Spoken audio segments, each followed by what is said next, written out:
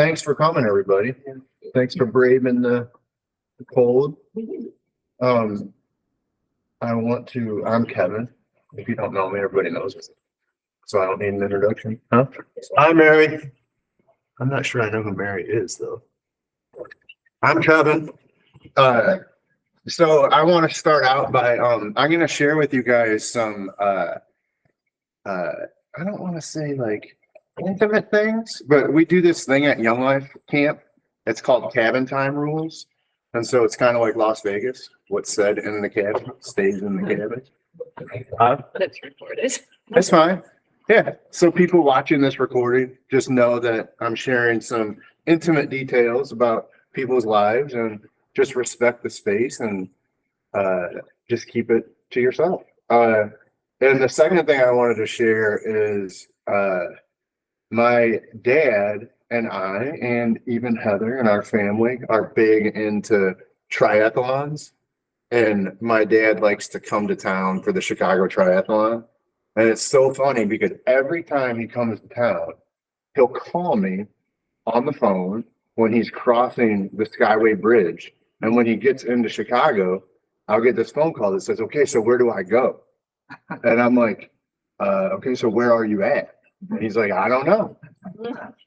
And the point that I'm making is I understand that we're kind of like in this, our age group is in this generation where some of us have kind of embraced technology and others of us haven't. And I'm going to be talking about social media and technology in this, a part of it. And so I understand that if that's not your thing, that's okay. So just try to translate it into what is your thing. So anyway, and then the third thing I wanted to say is we just got back from this conference in California. Like picture 6,000 staff people that feel like they have this like missionary type calling from 112 different countries all along the world. And it was an awesome conference.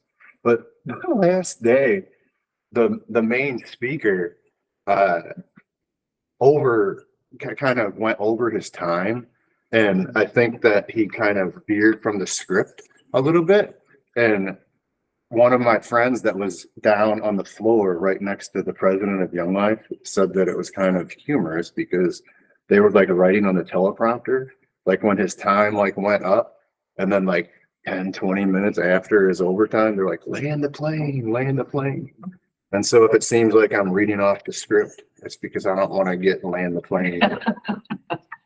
Yeah, Julia's really strict. Okay, look, I think last time I thought Sunday school was over at 10:15, and I actually went till 10:15, so that won't happen. Anyway, so I'm going to be reading off of a script, and then I'll have time for questions at the end. But basically, I just want to tell you guys a story of kind of reconciliation in the ministry and how kind of two groups of kids in the last year, I don't want to say went to war against each other, but kind of struggled with some walls that were dividing them. And this is the story of kind of how God reconciled the situation. So with that, if you guys were asked to give the morning announcements at the public high school most affiliated with our church, what would you say? Would you promote a church agenda, or would you support the positive interest in the lives of people the way Jesus did with Peter's fishing? Would you use your time to communicate times and dates in support of our church? Or would you seek to get one specific kid or groups of kids cheered for by the entire student body?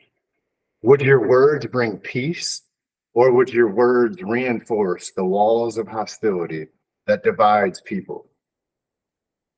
When we first moved to Oak Park in 2001, my committee chairman and I met with the principal and superintendent of the high school to promote Young Life, more specifically to announce our presence and ask for access.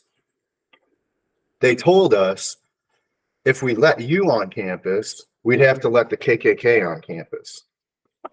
Just as it seemed the school was apprehensive about welcoming the Christian organization, it wasn't uncommon for Christians to express the warning that OPRF High School is a spiritually dark place and a hard place for kids to be a Christian. The Bible calls this the walls of hostility that separate us, and says that Christ's death on the cross has brought peace to us and has united the two groups, all past tense. So if this is true, why the division? I want to see who else popped on here. Oh, hi, Martha. Oh, hi. Okay. I can't see you. Oh, she can't see me. Oh, that's okay.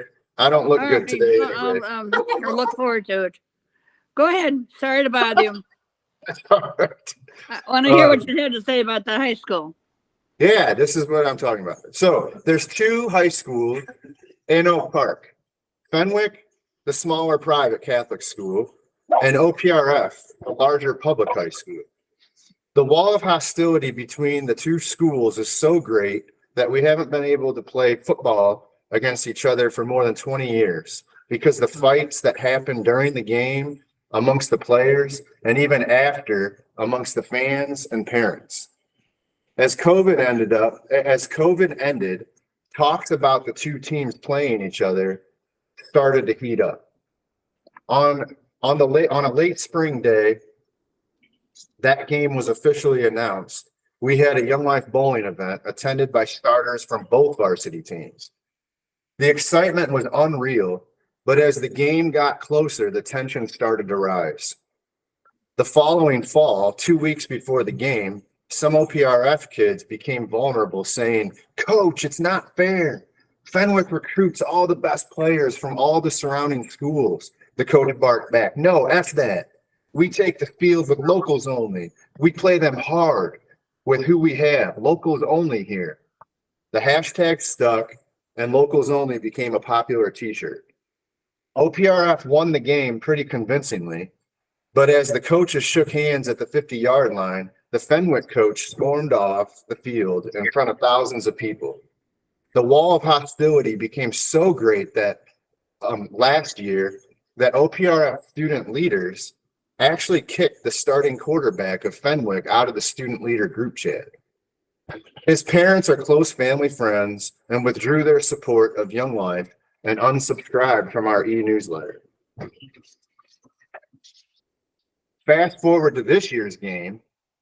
The first play of the game was a head-on collision or a targeting call that laid out both players for several minutes. Hatred abounds, and the chant from OPRF's side was, "God can't save you. God can't save you." And the other chant was, "Daddy's money."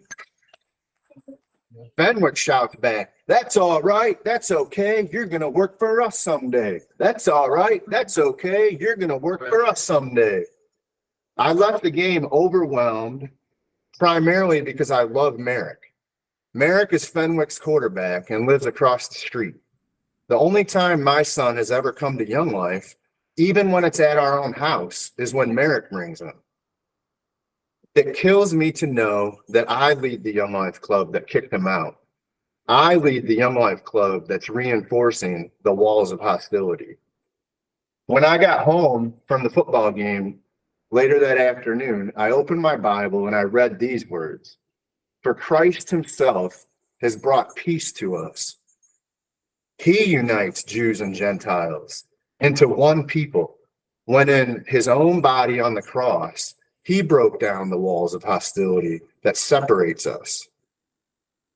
As I was reading these words, peace settles into my heart, and I heard God speak plainly. "Kevin, I broke down the walls, past tense and period.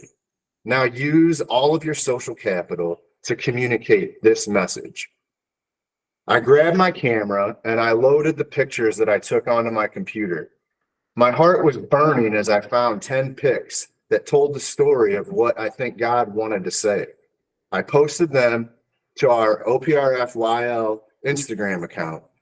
Most of the pics featured Merrick, the opposing quarterback, on an account followed by more than 1,000 current OPRF high school students, teachers, coaches, admins, mostly wearing a locals only shirt, and the caption simply read, "Hard fought. We all live to fight another day. Congratulations, Merrick, and congratulations at Friar Nation, which is the whole entire student body of Fenwick.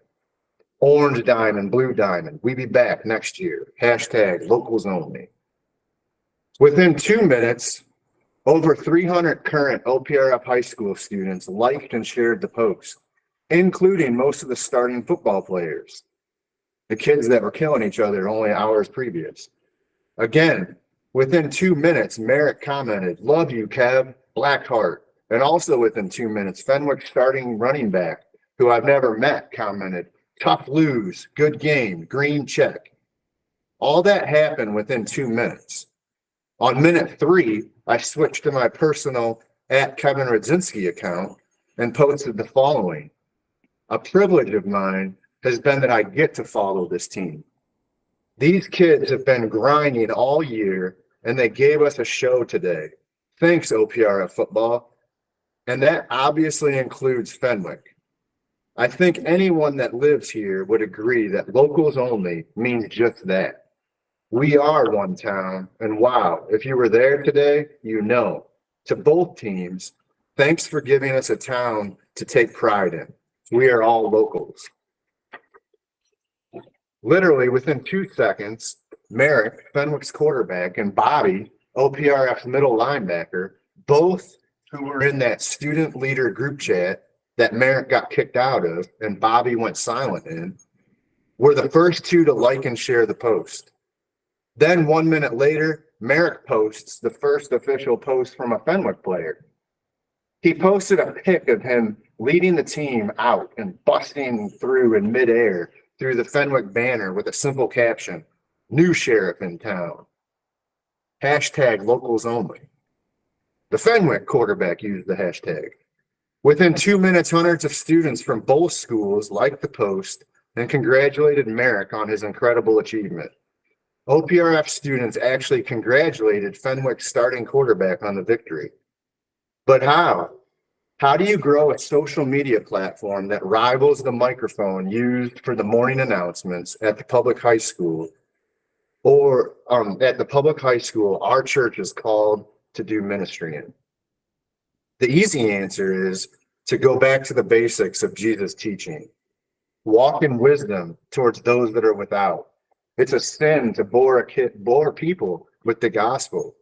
Win the right to be heard and assume our audience does not know anything about the Christian faith. Therefore, always be in the posture of a teacher, never a preacher. There's a tremendous difference. Walk in wisdom simply means to understand the social dynamics of our high schools.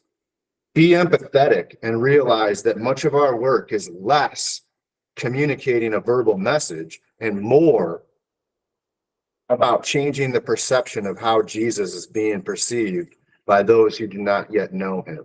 I want to read that again. Walk in wisdom means to understand the social dynamics of our high schools and public space. Be empathetic and realize that much of our work is less communicating a verbal message and more about changing the perception of how Jesus is being perceived by those who do not yet know him. To many people outside the faith, the Christian message sounds like the chanting of an opposing football team saying, "There's something wrong with you, and we're here to fix you.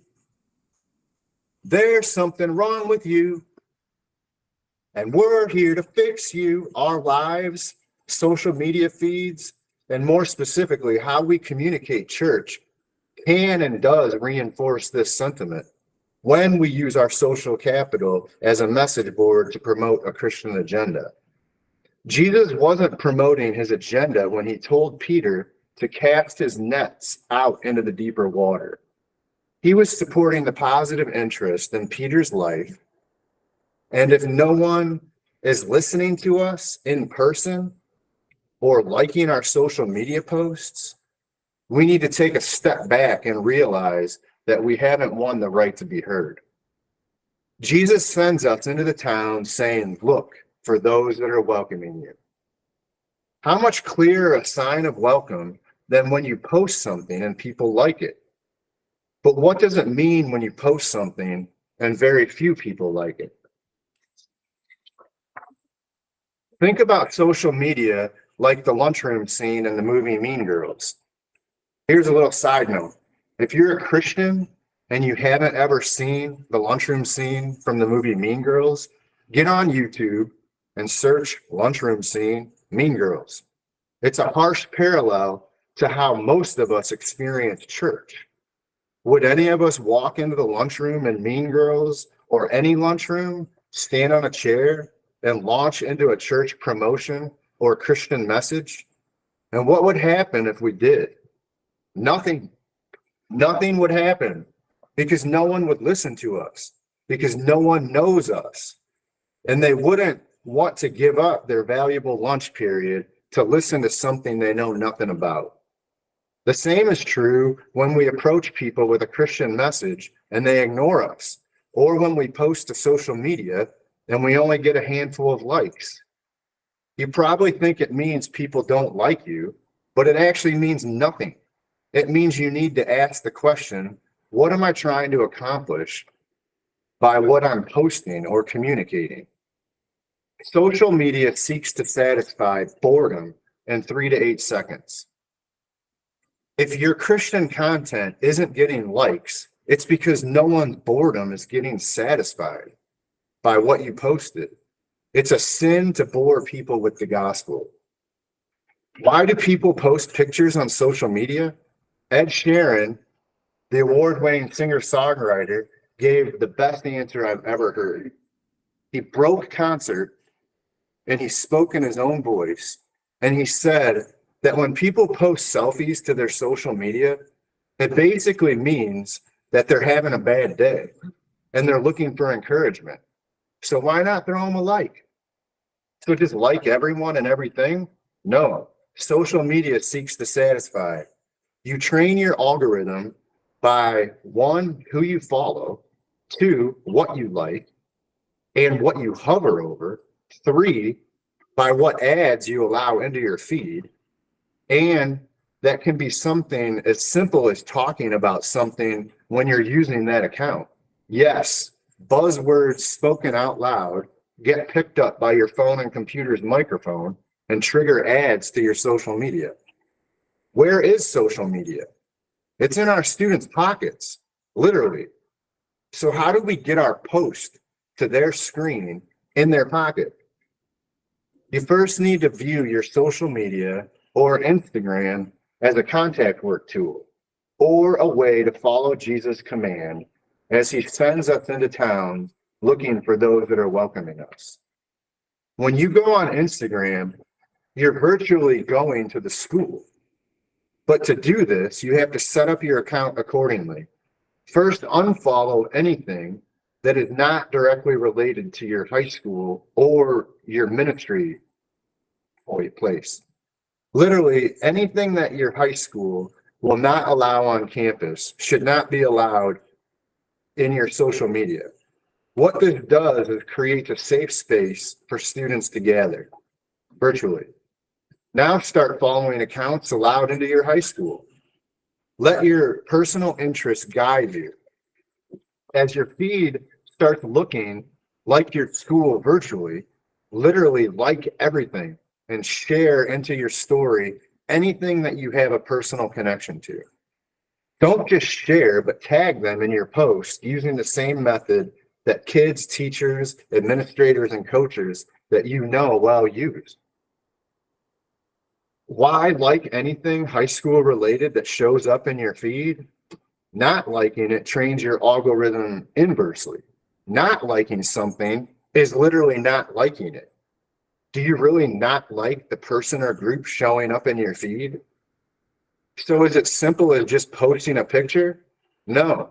Many times popular campus organizations have posted the exact same picture, and many times our account will get hundreds more likes. So is it a popularity contest? No, it's about creating a platform that changes the way public schools view Jesus. We want to be seen as people that come alongside teachers, administrators, coaches, and parents supporting the positive interest in the lives of all kids. We want our churches to be a safe space where all kids are valued and included, both virtually and in person. When we use social media to promote a Christian agenda, absent of a following or without winning the right to be heard, our message can inadvertently reinforce the wall of hostility, further dividing us from the actual people we're trying to reach. Before you make your next social media post, picture yourself on stage in church in front of the entire high school, or on stage in front of the entire high school. Does your post get a specific kid or a specific group of kids cheered for? Or is that kid standing in front of an empty room? Back to Merrick and the wall of hostility that once divided kids from both Fenwick and OPRF. As first semester wound down and the football season ended, Merrick once again became available and showed up to our annual Friendsgiving with several student leaders from Fenwick who haven't come around Young Life since Merrick got kicked out. In my 25 years of full-time youth ministry, this was a standout day when we all experienced Jesus as we reconciled severed relationships in a powerful way, as he reconciled severed relationships in a powerful way. A few days later, Merrick's mom, who previously withdrew her financial support and unsubscribed from our e-newsletter, reached out. She told me how Fenwick does not allow colleges to talk to any of their athletes until after they've attended a multi-day silent retreat where they're given time to reflect and ask God what they're looking for in a college experience. Merrick's mom sent me this message. Hi, Kevin. Merrick's going on.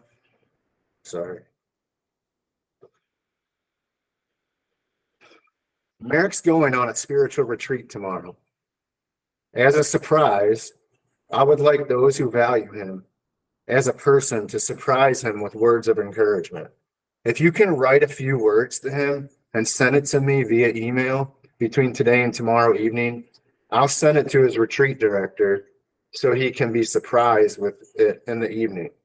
Or you can respond with it here and I'll forward it. Thanks so much. This was God telling me, like Moses, take off your shoes. You're walking on holy ground.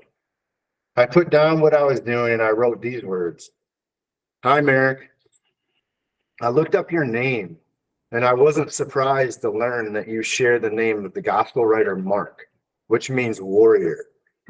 Mark is my favorite book in the Bible, and you're undoubtedly a warrior, but not one that causes war with those around you. Your fight is internal.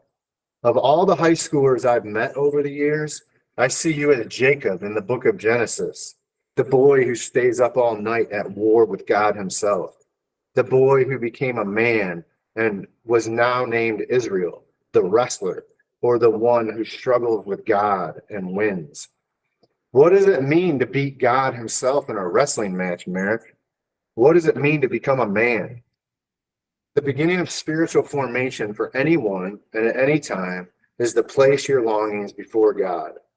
The problem is that we're collectively as humans addicted to not being bored. We have technology at our fingertips designed to satisfy our boredom in less than 3 to 8 seconds.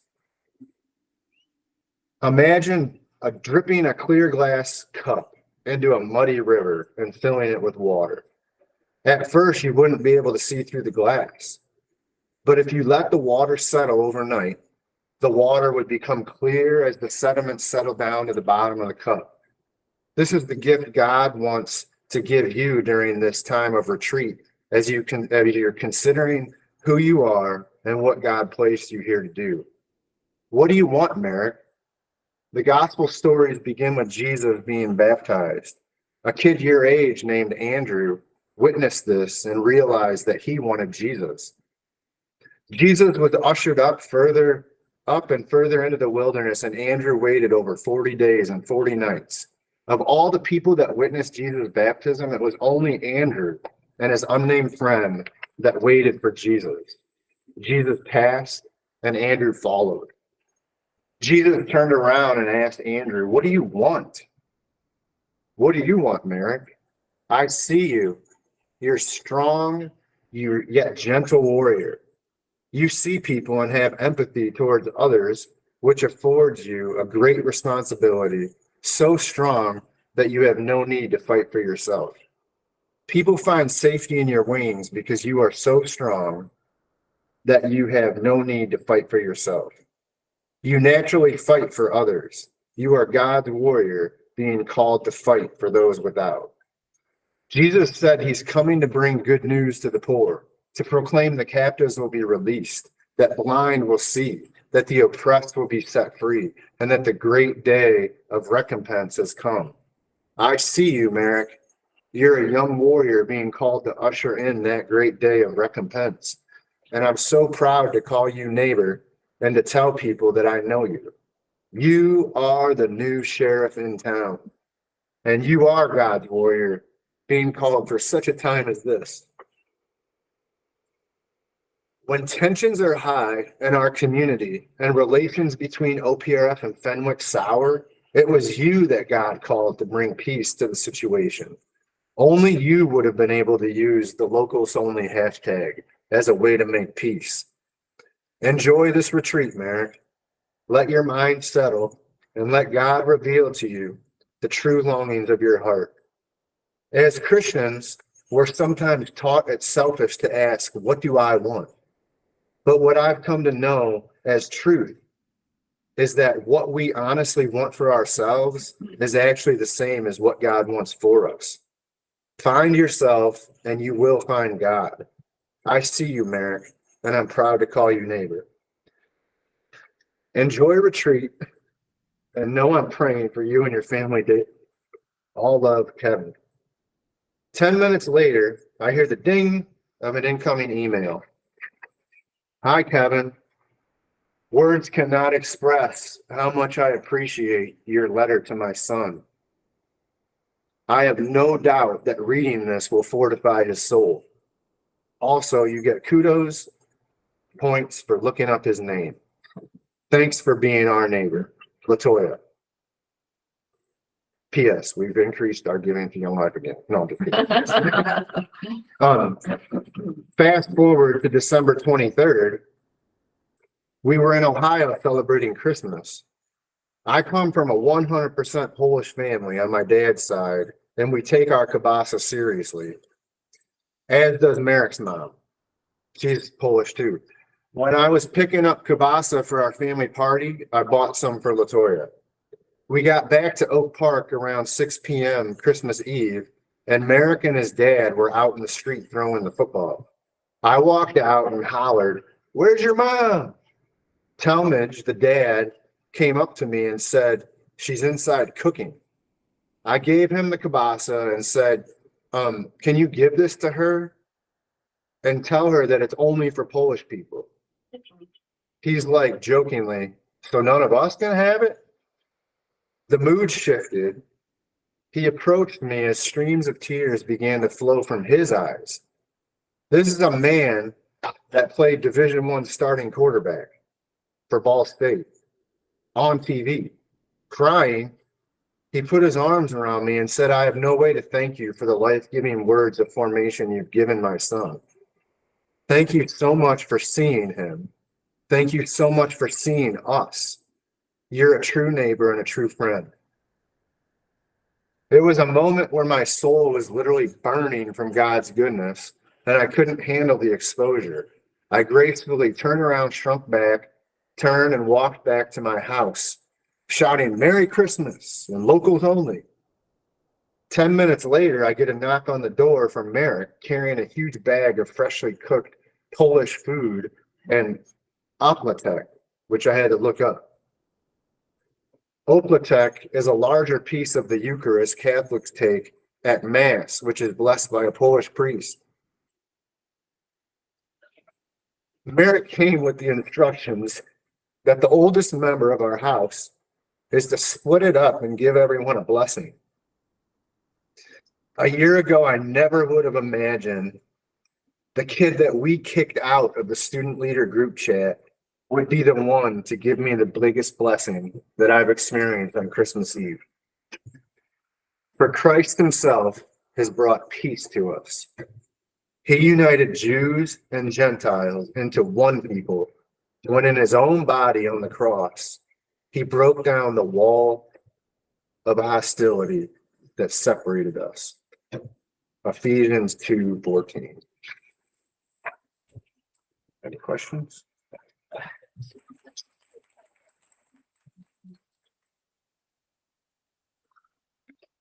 Nope. Okay, we'll leave. No, thank you for sharing. It's pretty powerful. I don't know how to ask a question. Is he a senior now? Yeah, he's going to Amherst to play football. Where? Amherst College, which I've never heard of. But I suspect that I haven't talked to him much about it, but I think that he decided to make football less of a thing in his college and to pursue, he's like really into, he comes to Campaigners, which is like kind of like our Bible study for kids. And, he's like all serious and intense, like with all these like books and stuff, but he's a good kid. I have no idea if Fenwick and Sierra were really so much at odds. And it was a little bit of competition, so. I guess it strikes me that there's so many ways that we as people find dividing lines. Yeah. That's one, that you've been intimately involved with, and there's countless ways. It's our sinful bent, Yeah. I guess my take home message is, where, what is God calling me to participate in breaking down walls? Yeah. My, just listening to that, I think that that's a self-reflection, and I'm going to offer advice, even though it's unsolicited. What I've learned over the years is that God calls us through our own personal prejudice and bias. And when we have people that rub us the wrong way, that's God actually saying that's an unreconciled thing that you need to step into. And the story that has inspired me and lots of different things is that, like, when the storm comes, and the storm can come in our relationships, but it can come in life. And what I've learned is that just like when the disciples were in the storm and they saw Jesus walking on the water, they thought he was a ghost. And like the only reason why they would have thought he was a ghost is because they didn't know him well enough to know that that was him coming on the water. And the thing that, again, I'm reading into this is Kevin's idea, but the thing that kind of inspires me the most is that Peter probably was wondering, like, I want to walk on the water. And that was the desire of his heart. That was the longing of his heart. And in the storm, the thing that he feared the most was coming to offer him the longing of his heart. And so what I've learned in life is that, here's the other thing where it goes. It's like we as Christians, when we think about missionary work, we think that we need to be trained and equipped. I just got back from a week-long thing in California where it's a training and equipping of the people being sent into towns. But the interesting thing is when Jesus sends people into towns, he says, take nothing with you, not even a walking stick. And over the years, what I've learned that to mean is that, like, fundraising is the best ways. Like, if you've ever gotten a fundraising letter from me, like, you notice that when I don't really need the money yet, and I start sending the letter out 3 months ahead of time, it's this like big polished thing with pictures in it, like, hey, Young Life is going well, it's an update.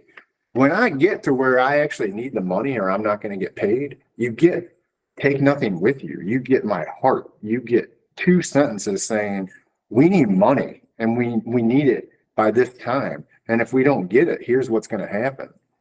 And I think that what Jesus was looking for was he understood that when he sends us into the towns, our compulsion is to want to take all of our Christian knowledge, but with that comes security. And he wants us to understand what it means to truly depend on God. And take nothing with you is like going right into that storm and just understanding your own inadequacy and waiting for others to rise up to fill your need. And I found over and over again that when we make ourselves vulnerable, other people rise up to connect with us. Yeah, go ahead. What do you see as the possible root cause of the hostility between the schools? I'm being dramatic in this, and I'm only telling the story one way, as anything you've ever read in your life is one way. But I mean, I could tell the story the other way, where like when COVID broke, well, first of all, it's just the two schools. It's just the rivalry has gotten so intense over the years that like they've just gotten used to like a culture of fighting. And that's the only answer that I have for you. But I think that like I could tell the story in another way where kids, I saw these games between Oak Park and Fenwick become the thing that took kids out of the emotional despair of COVID. When they heard that we were playing each other in football, every single kid that I talked to that doesn't even like sports, it was the thing that like brought a smile to their eye. It was like they were looking forward to Santa coming on Christmas Eve. And it got to the point where I was writing about it. And this goes back to like, I think as Christians, our wall of hostility that we promote is seeing public space as they're doing things to persecute us. That's not the case. Like when I first moved here, they said we can't let you in because if we let you in, the KKK would be let in. Church people were saying, "Oh, it's a very spiritually dark place. You got to be careful because Christians that go to do work there get chewed up and spit out." Those were the exact words in 2001 that I heard sitting right in this room. And so like that's like a two-way wall of hostility. Like they think this of us, we think that of them. And now 20 years later of just going to the school with the posture of take nothing with you, not even a walking stick. All we have is like our capacity to love and serve. Like when I started writing about how kids from both schools were getting so excited about this, I was taking a chance putting that on social media.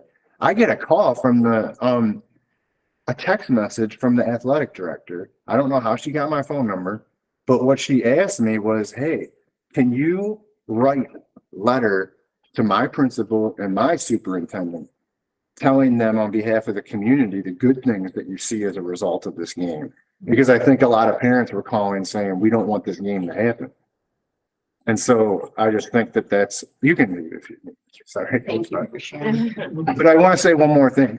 I don't even know who's on here. Terry. Oh, Terry. Hi, Terry. One more thing about it is like over the years, and I don't know if it was just because I was young and I would get caught up. I would be like, they can't kick us off because we're not the KKK.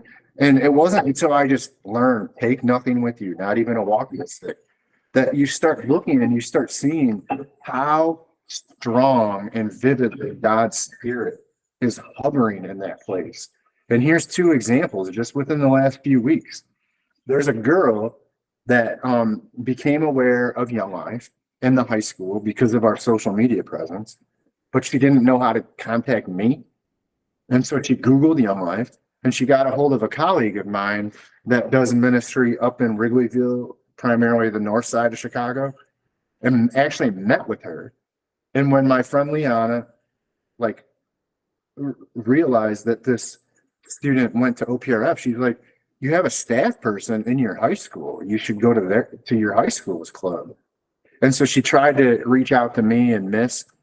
And a few weeks later, I get an email from the business teacher at the high school soliciting mentors for the business incubator class. And so I was like, heck yeah, I'll do that. And so I go in and they put me in a group and I'm like, "Wait, is your name Jayla?" And she was like, "Are you Kevin?" And I'm like in this group with this girl that's trying to reach out to me to find Young Life. Okay, back it up. We're like in this we've been managing this nonprofit for 25 years, and anybody that's done anything with business, you know that the people that are supporting you, their ebbs and flows, and we're like in this trying to meet this funding gap. And one of the things that I challenged myself with was anytime I saw an adult or a kid that would become like a game changer in the program, I like made myself step out and reach out to that person. And Teacher of the Year was announced, and he's a football coach. And my primary point of like contact at the high school is football, basketball team, and a track team. Those are the teams that I focus on. And then I've let relationships bleed out from there. And I see his podcast, and I'm like, game changer. Immediately text messaged him over the social media platform I saw this on. But the problem is, it's not like getting a text message in your pocket. You have to check that platform. And I didn't, it's hit or miss if that person's going to see it. 2 months later, which is the same day that this happened with Jayla, he like responds back to my son who's in his class, and I didn't know that. And he's like, is your dad the Young Life guy? And James is like, yeah. He's like, well, will you tell him that I'm just now seeing this text message from that he posted, and say after the football season, I would love to sit down and talk to you. And that day I didn't want to go out the main entrance because it was kind of chilly, and you're not allowed to use any other entrance or exit at the high school. So I like sneak out the back, and I saw the hall monitor, and I'm like, hey, can you swipe me? And then I'm like, get up close, and I hear Young Life. And the dude, he's got his phone out, and he's talking to another girl who I've never seen. And I had never met this guy. And he is on the Young Life Instagram talking to this girl about Young Life and saying, yeah, I'm going to meet the director soon. And I'm like, hey, that's me. He's like, oh my gosh. And it's like, I'm telling you, like, God's spirit is hovering. And like, I mean, there's only 4 people in the room and 3 people on there, but I've come bringing the message that, you know, the harvest is plentiful and the workers are few. And there was a time where it was hard to have access to kids. But man, we just sent a brand new volunteer leader that just moved here from California, who's a super good photographer, better than me. And I'm trying to like give this to her. And she went up to the basketball game, and she's never met anybody. And when kids found out that she was there for Young Life, that you can go on our thing. It's like the captains of the basketball team who've never even come to Young Life, who's like are like, Young Life, YL, and they're like flashing this sign that means Young Life, but it also means Vice Lords, which is a huge street gang in Chicago, and it's also a Serbian street gang. And so when you can tell when like momentum is happening when we're starting a club and everybody's talking about it, because I get calls from the principal and I get calls from the what's the guy that just recently called me, like the CQ person or whatever. And they're like, hey bro, like, you know that kids are holding up gang signs. And I'm like, I get it, but at the same time, this might be an instance where I'm super sensitive to the way minority students experience majority culture. But I'm like, I don't know. I mean, I don't think you're going to be able to stop kids from throwing up the YL, because Young Life is like one of the largest youth organizations in the entire world. And they've been using the YL sign since before most of these gangs have even been in existence. And so anyway, I just went off on, I don't even know why. Anybody else have any questions or thoughts, comments? You know, I gotta appreciate your involvement in this, especially in high school, because my kids, I had 3 kids go to Fenwick. And one played football, the other played basketball. And the other was my daughter. So because she had to know when they started taking girls, which by the way, there's a rivalry to begin with, even in the Catholic League. And Fenwick, before they had girls, I went to basketball game. My sons graduated in 89 and 90. So the 89 graduate was playing basketball, and we were playing St. Ignatius. And there was rivalry, but it was, kind of friendly. But what do you think St. Ignatius yelled back to Fenwick? We have girls. We were back to, we have girls. They started getting girls before Fenwick.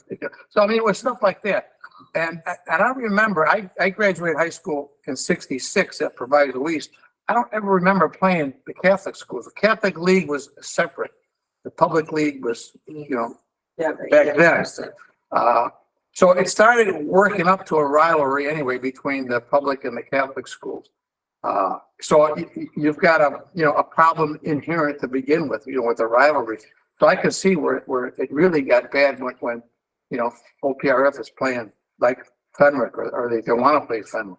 Yeah. But I don't remember my kids in the late '80s playing OPRF. 20 years. They took it off the calendar Yeah, for 20 years. yeah.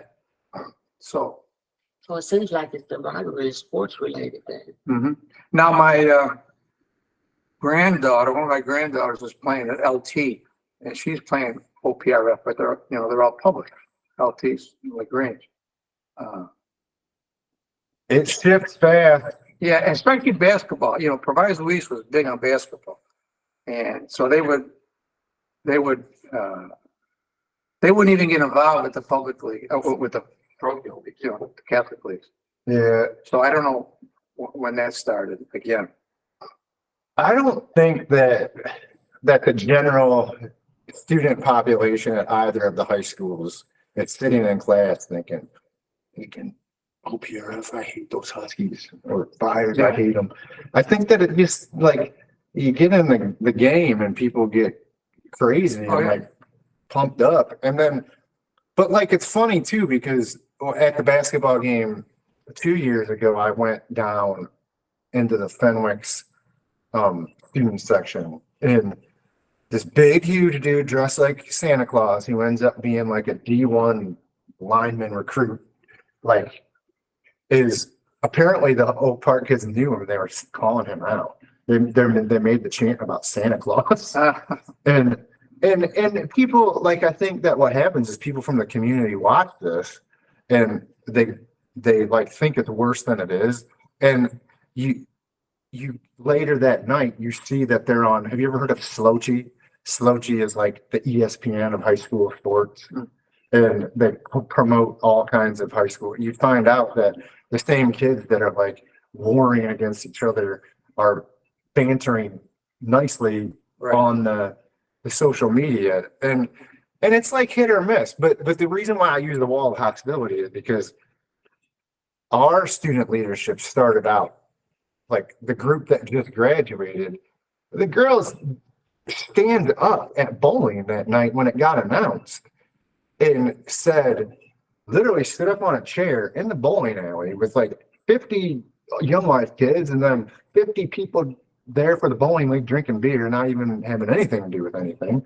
And she's like, you guys got to understand, we need to create space where all the schools can gather. And we need to break down this wall dividing us in Fenwick. So like, but then the next group after they graduated, they went back to, we hate Fenwick, blah, blah, blah. And that's where I think the getting kicked out happened. And that's why, because that was a real thing that happened. And so yeah, it's hard. But I guess the message for me is that God reconciles. And I think that the important thing is, like, as a Christian is like God judges us the way we judge the people in our life that we don't like. And I think that that's the thing that we need to be constantly doing is going after the people that we have animosity towards. And we need to be taking nothing with us and allowing God to reconcile those differences. Sometimes it takes 1.5 years, but man, when you are sitting there in the middle of the street, like having a cry fest with somebody that just a couple months earlier at the block party wouldn't look at you Right. because of what happened to their kid, like only God can make that difference. And I think that it's really easy as Christians to make our Christianity about this intellectual learning and this intellectual growth and like coming together at our church. But what we need to realize is that God doesn't see it like that. God doesn't see First Pres Church, St. Luke's Church, Jewel, Osco, the gathering and the community that they have there. He just sees all people. And he's concerned that we all become lovers of each other and lovers of him. And that takes initiative on the behalf of the people that will listen to Jesus calling and go into the towns, taking nothing with them, looking for those that are welcoming them, and sharing the message of hope. I think it's important that we remember that we are the light of the world. And the Bible teaches us that by love and kindness have I drawn people to me. Mhm. And so that should be our goal all of the time. Just go out there and be the light, you know. And I've always thought that the people who needs the most love are the ones who are most difficult to love. Mhm. And so we just have to ask God for that strength to always, you know, be that light so that we can draw people Yeah. instead of pulling them away. And the other thing that I've learned over the years is like coming from an organization with like Young Life where inadvertently you get the idea that you need to find college age cool kids that will relate. That Thanksgiving, that Friendsgiving that I was talking about was easily the best night of ministry. If you conceptualize ministry as everybody showing up and having this like 2.5 long hour just powwow. And the reason why is because Nancy, retired woman, Sharon, almost retired woman, Debbie, like who would have guessed that the 3 freaking retired ladies would be running the show? Kid walk in, oh, give a hugs. And I'm like, what? What about me? And so like this isn't the work for the youth ministry professionals. Like this is the work. I feel like we have this concept where retired people kind of don't relate to kids.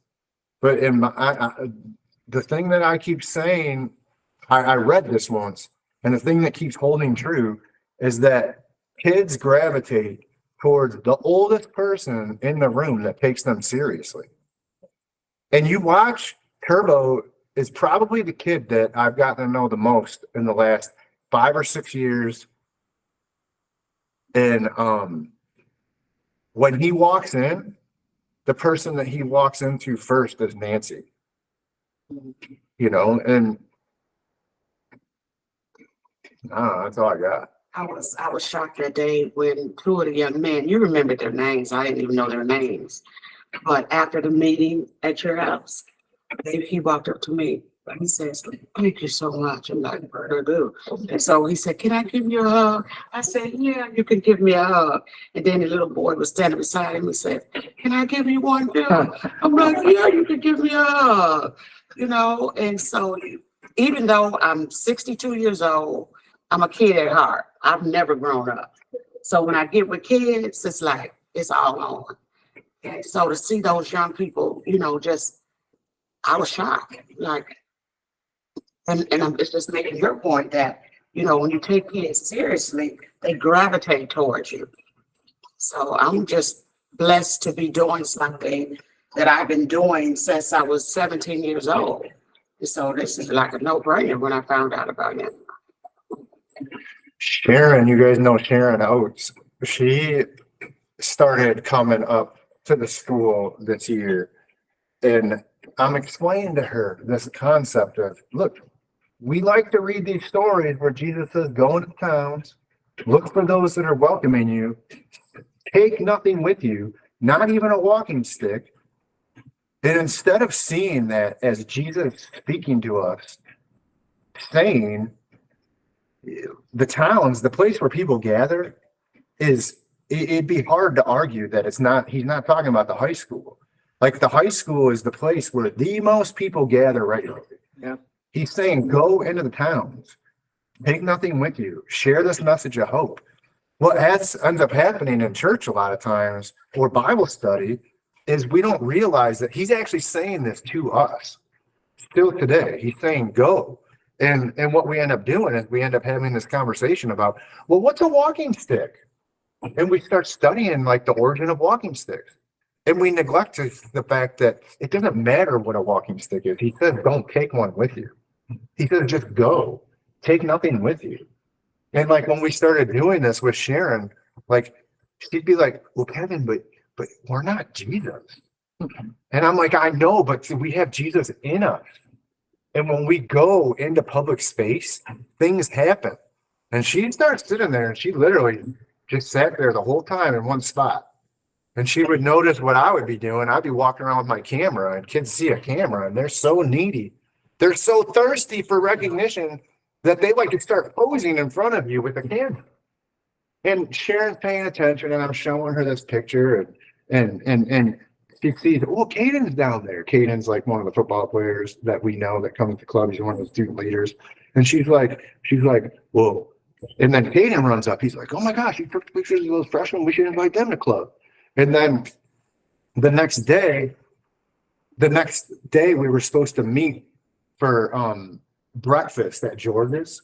And George's is where all the kids go on Wednesday for late arrival before school. You know the breakfast place on and Sharon is like my dad, not really on technology. And so I get a call from Caden saying it was the heat wave. Remember that heat wave that happened earlier in the year? Saying they moved our practice in the morning so we can't do breakfast. I had no way to communicate that to Sharon. She shows up at George's by herself. And she starts walking up to people like, are you with Young Life? Are you with? I'm like, oh my gosh. Freaking, this is how strong God's Spirit is hovering. Later that day, Caden calls and explains to me how like he had this like warmth in his heart because it got back to him that the old lady showed up to George's looking for him and he wasn't even there. And so just a huge miss of communication between me and Sharon, her still showing up. Most people would be like, oh, that's bad communication. God is like, no, I'm going to use that. And that was one of the things that warmed Caden's heart and like broke down the wall of hostility, dividing him from the older generation. And like now he's like endeared. And it just, I don't know, God is moving in strong ways and he's asking us to go into the towns and take nothing with us. Not even our agenda, not even our expectation of what we're supposed to be doing there. Because I'm telling you, like, when you have a social media platform that over 1,000 current kids in a school of 3,300 are following, and when you post something and 300 kids are liking it, you are penetrating the school and influencing the culture of the entire high school.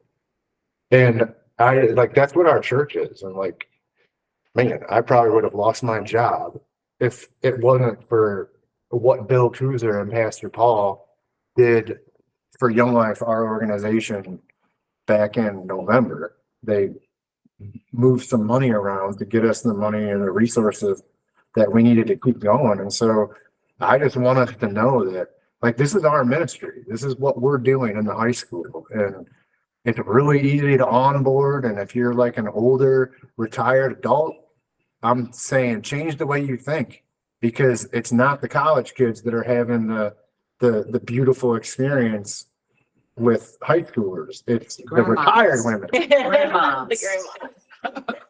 I pray for us. Or Debbie, you pray for us.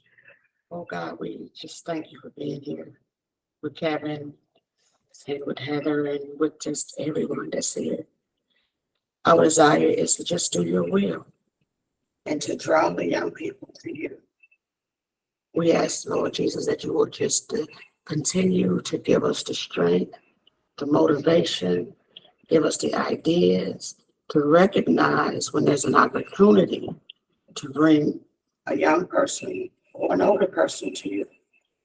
I ask you, oh Lord Jesus, that you would let your thoughts be our thoughts, your ways be our ways, your will be our will, so that we can enlarge your kingdom. In Jesus' name. Amen. Hallelujah.